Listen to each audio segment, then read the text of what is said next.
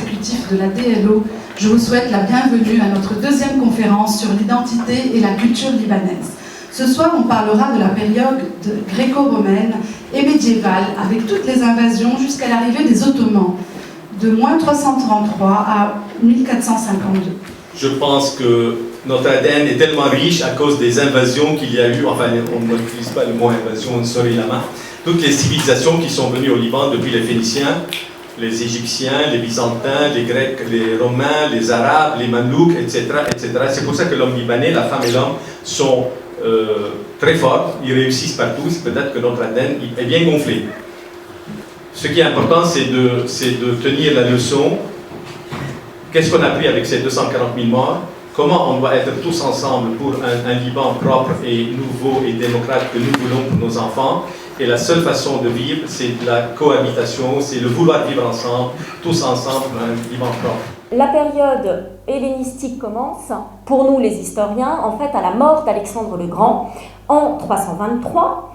Et elle s'achève à la conquête romaine. On sait que les rois des cités phéniciennes n'ont pas été, ils ont été laissés en place par Alexandre, mais ils n'ont pas été remplacés lorsqu'ils sont morts de leur belle mort.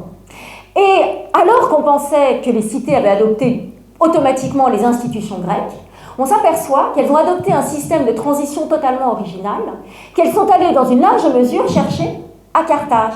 Alors, je voudrais vous montrer, puisque j'avais promis de montrer à Naoum de montrer de belles images, je voudrais vous montrer un monument qui a fait couler énormément d'encre et qui est très problématique, qu'on appelle, faute de savoir exactement de quoi il s'agit, la tribune d'Eschmoun. Donc, on reconnaît très clairement au milieu de la tribune d'Eschmoun un dieu qui est en train de jouer de la lyre, et donc, vous l'aurez compris, il s'agit bien évidemment d'Apollon.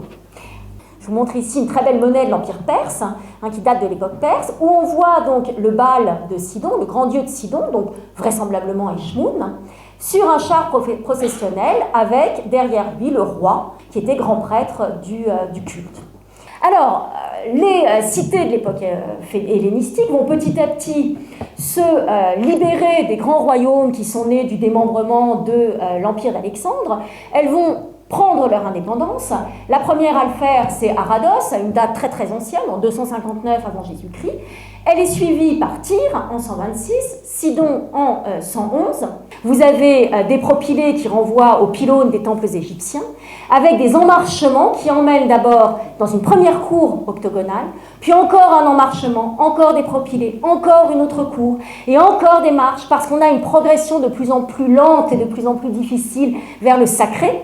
Sous l'Empire romain, donc, les colonies de Beyrouth et d'Héliopolis vont en revanche, parce qu'elles sont colonies et que ce sont des colonies de vétérans romains qui bénéficient en plus d'une parfaite égalité, elles sont assimilées à Rome elle-même, puisqu'elles jouissent d'un droit qu'on appelle le ius italicum, qui fait que quand vous êtes à Bérite, c'est comme si vous étiez à Rome. Et c'est le plus haut statut qui puisse exister dans l'Empire. Et c'est ce qui explique qu'on va y afficher les constitutions qui concernent l'ensemble de la partie orientale de l'Empire, et que va se développer peu à peu cette fameuse école de droit qui est détruite en 551 par un tremblement de terre, dont Libanios ou Nonos de Panopolis, ou encore Jean Malalas, qui sont des grands rhéteurs des 4e, 5e, 6e siècles. Enfin, ils parlent de Beyrouth comme la grande métropole intellectuelle, non seulement de la Phénicie, mais de l'ensemble du monde oriental. Et Libanios, notamment, qui est rhéteur à Antioche, se lamente en disant c'est épouvantable parce que tous mes bons étudiants préfèrent partir à Beyrouth plutôt que de rester à Antioche. Je vous remercie, Madame Apicella. Et maintenant, je donne la parole à Dr Timéry qui va nous parler de la période médiévale. Le Liban est, comme aime à l'appeler Kamal Salibi, une maison aux multiples demeures. Son histoire est singulière. C'est l'histoire d'un pays complexe qui est à la fois un sanctuaire montagnard et un carrefour où coexistent diverses communautés unies par un lien de tribalisme et de religion. Mais en effet, de tous les pays, de tous les États arabes issus de la désagrégation de l'Empire ottoman, le Liban est le pays dont le tracé des frontières semble le mieux correspondre aux réalités géographiques et ethniques.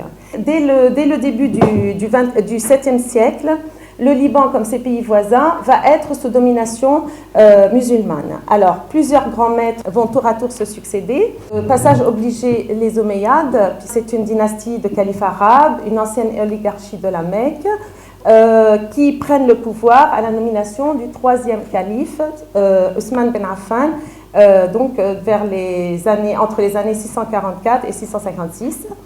Il a régné sur l'ensemble de l'empire musulman depuis sa capitale Damas, mais s'est propagé, avait un rayonnement qui a atteint la péninsule ibérique grâce à son fondateur, Abdelrahman ibn Muawiyah. Sous le calife Ahmad, les Arabes remportent sur les forces byzantines la victoire décisive du Yarmouk, et c'est l'événement déclencheur qui précède donc la conquête de la Syrie et du Liban, où Baalbek est prise par Abu Ubaïda. Ensuite arrivent donc les prises des villes les unes après les autres. La montagne se prépare pour élire un patriarche, Jean Marron, qui en 676 est élu patriarche à Antioche de l'église maronite. Vers 934-967 arrivent les Irchidites qui prennent le pouvoir et qui sont donc une dynastie d'origine turque qui contrôle donc un temps l'Égypte et la Syrie.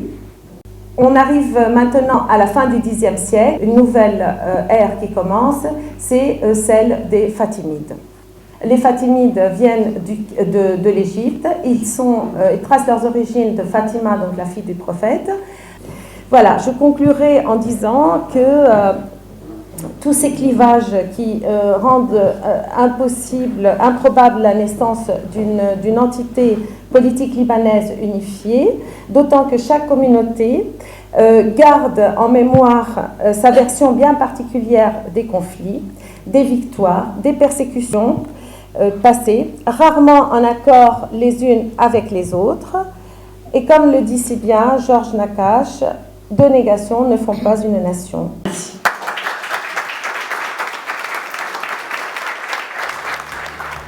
Je remercie Dr Timéry et Dr Apicella pour ces exposés très riches et très intéressants. Et je vais maintenant ouvrir le débat. Comment vivaient ces populations? Quel était leur quotidien? A priori, ils n'ont pas écrit beaucoup eux-mêmes, mais on en sait beaucoup plus d'eux par ce qu'ont écrit les autres sur eux. Les chrétiens monophysites, vous avez dit qu'ils étaient combattus ou bien jugés hérétiques par Rome et par Byzance. Est-ce que c'est bien Al-Hakim qui a fait détruire le Saint-Sépulcre à Jérusalem? Ce débat est très intéressant, mais il doit prendre fin.